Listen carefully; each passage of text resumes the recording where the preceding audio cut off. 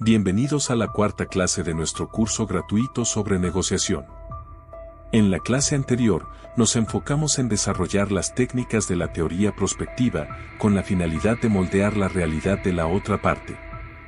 Si no has podido verla, tienes la posibilidad de hacerlo entrando en nuestra lista llamada Curso de Negociación.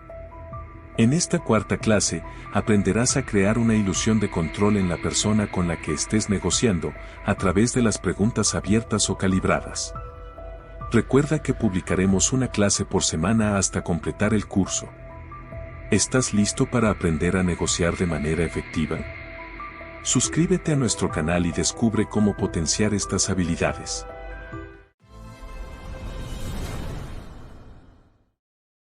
Crea la ilusión de control. En toda negociación, el objetivo no es vencer, sino persuadir. Tampoco se trata de derrotar, sino de controlar. Pero, más importante aún, es lograr que la otra parte trabaje para nosotros y que sea ella quien termine sugiriendo la opción que nos interesa. Para ello, debemos generar la ilusión de que ella controla el proceso, mientras nosotros dirigimos la conversación. La herramienta que utilizamos para lograrlo son las preguntas abiertas o calibradas.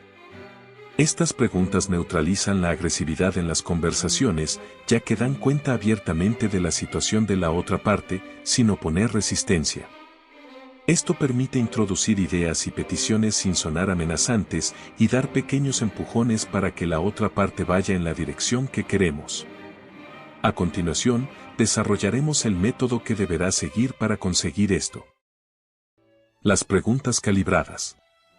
Hace unos años, Chris Voss, el exitoso ex negociador del FBI, estaba trabajando como consultor para una clienta que tenía una pequeña agencia encargada de las relaciones públicas de una gran corporación. La corporación no estaba pagando las facturas y, a medida que pasaba el tiempo, le debía cada vez más dinero a su clienta. La mantenían en vilo prometiéndole nuevos proyectos, haciéndole creer que, si aguantaba un poco más, los ingresos entrarían de golpe en grandes cantidades. Ella se sentía atrapada. El consejo de Chris fue sencillo. Le dijo que fuese a hablar con ellos y tras exponer su situación, les preguntara: ¿cómo se supone que voy a hacer esto? Ante esto, ella negó con la cabeza. La sola idea de hacer esa pregunta le aterraba. Su reacción fue la siguiente: si me dicen que tengo que hacerlo, entonces estoy atrapada. Para ella la pregunta sonaba a: me estás dejando sin un duro y esto no puede seguir así. Parecía el primer paso para quedarse sin cliente. Chris le explicó que esa implicación, si bien real, estaba solo en su mente.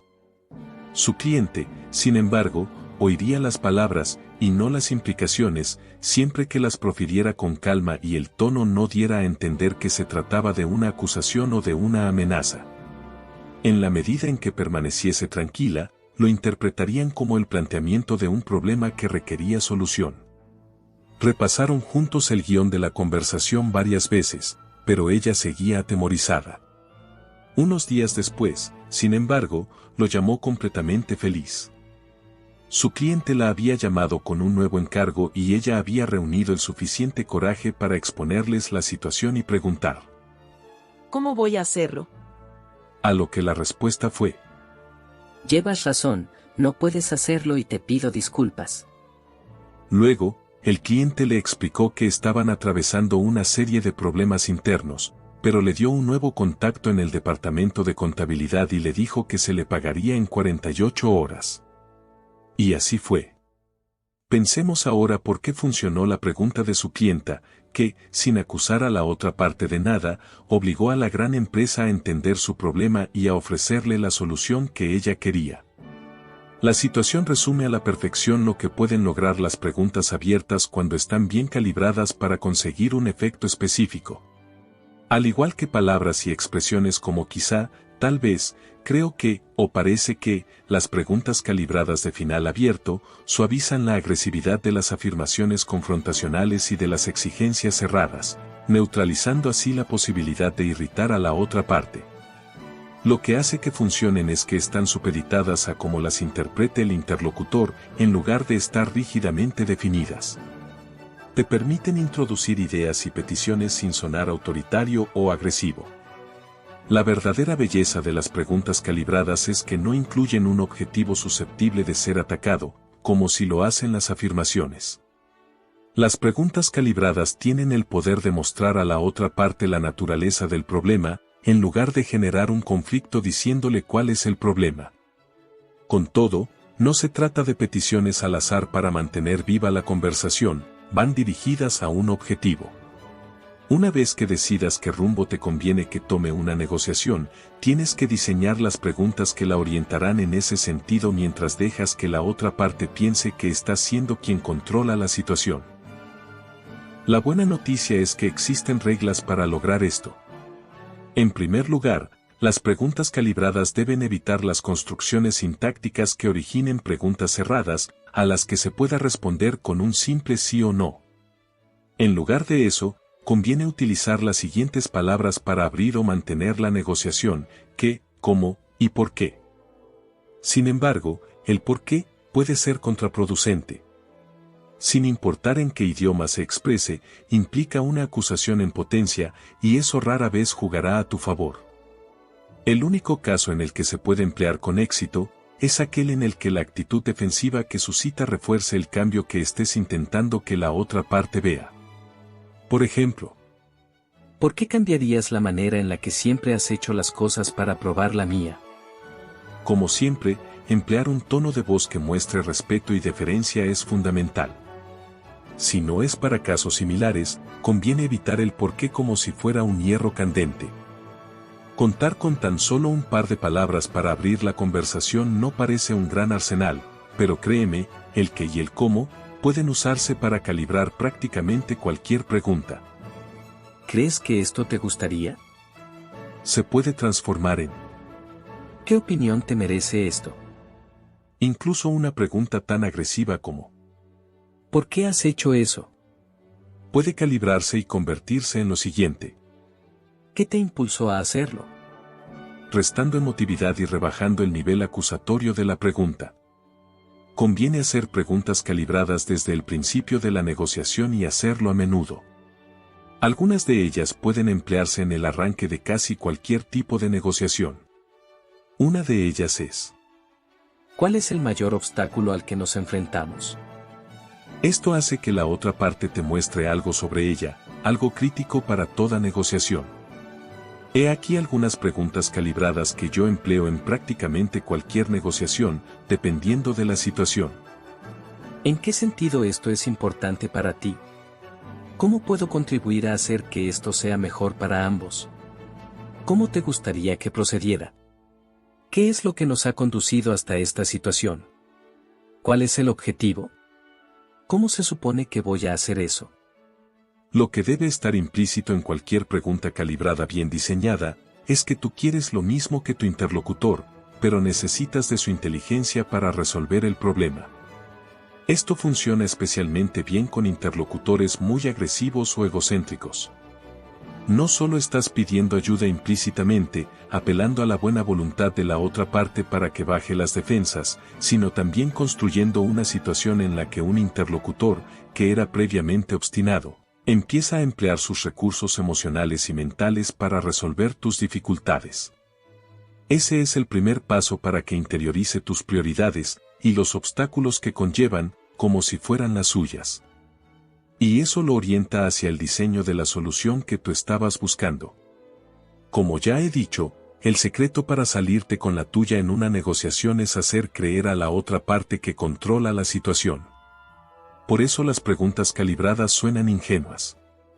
Su objetivo es lograr que el interlocutor se sienta al mando, cuando eres tú quien dirige realmente la conversación. Lo mejor de esta técnica es que la otra parte no tendrá ni idea de hasta qué punto la estarás encajonando con tus preguntas. La importancia del autocontrol. Detengámonos un momento aquí, porque hay algo vital que conviene recordar cada vez que abordemos una negociación armados con nuestro arsenal de preguntas calibradas. Todo lo anterior está muy bien, pero sin autocontrol emocional, la cosa no funciona. Para que las técnicas explicadas a lo largo de este curso funcionen, deberás aprender a gestionar tus emociones adecuadamente. Si no podemos controlar nuestras propias emociones, ¿cómo vamos a influir en las emociones de la otra parte? Para tener alguna posibilidad de éxito, no basta con que conozcas las mejores técnicas y estrategias, también tienes que saber regular tus emociones. La primera regla a la hora de mantener las emociones a raya es saber morderse la lengua. Es fundamental saber evitar pataletas y reacciones airadas. Date tiempo para pensar y dejar que las pasiones se disipen. Eso te permitirá articular mejor las ideas y ser más prudente con lo que digas. También reduce las posibilidades de hablar más de la cuenta. Los japoneses saben hacer esto muy bien. Cuando negocian con un extranjero, es práctica común que los ejecutivos japoneses se sirvan de un intérprete, aunque entiendan perfectamente lo que está diciendo la otra parte. La razón es que la presencia del traductor les concede un margen de distancia y tiempo para armar mejor su respuesta. Otra regla muy sencilla consiste en no contraatacar cuando te sientas verbalmente atacado. En lugar de eso, es mejor tratar de desarmar al interlocutor formulándole una pregunta calibrada. Pruébalo la próxima vez que un camarero o un dependiente trate de enredarte en una escaramuza verbal.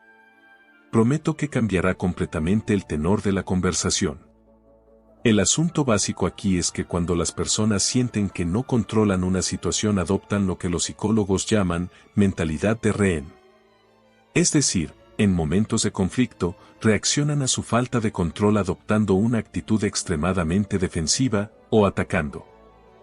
Neurológicamente, en situaciones como estas, el mecanismo de lucha o huida de nuestro cerebro reptiliano o las emociones de nuestro sistema límbico imperan sobre la parte racional de nuestra mente, alojada en el neocórtex, produciendo reacciones excesivas, de carácter impulsivo e instintivo.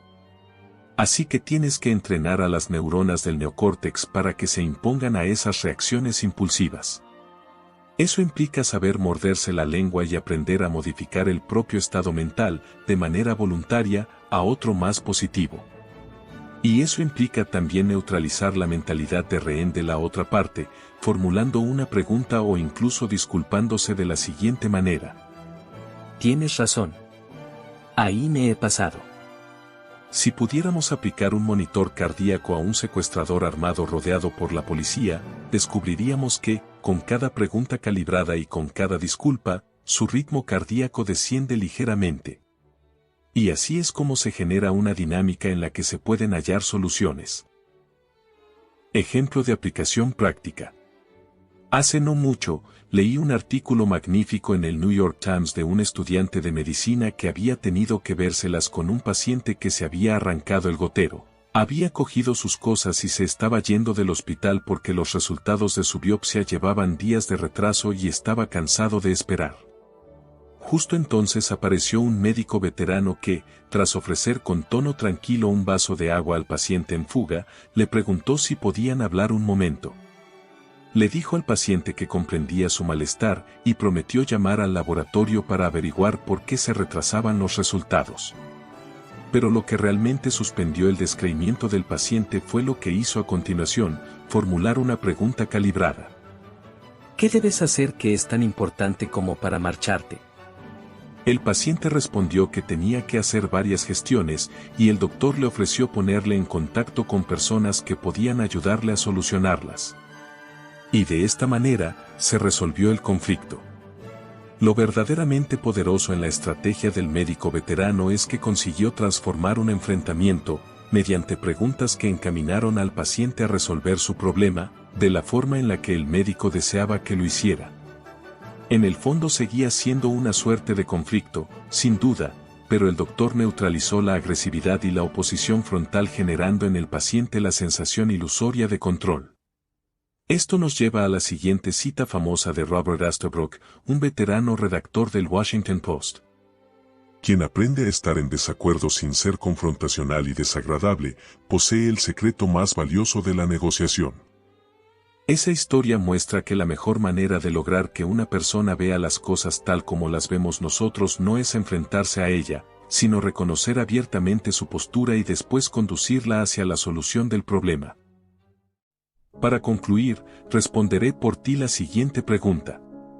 ¿Quién crees que tiene el control en una conversación, el que habla o el que escucha?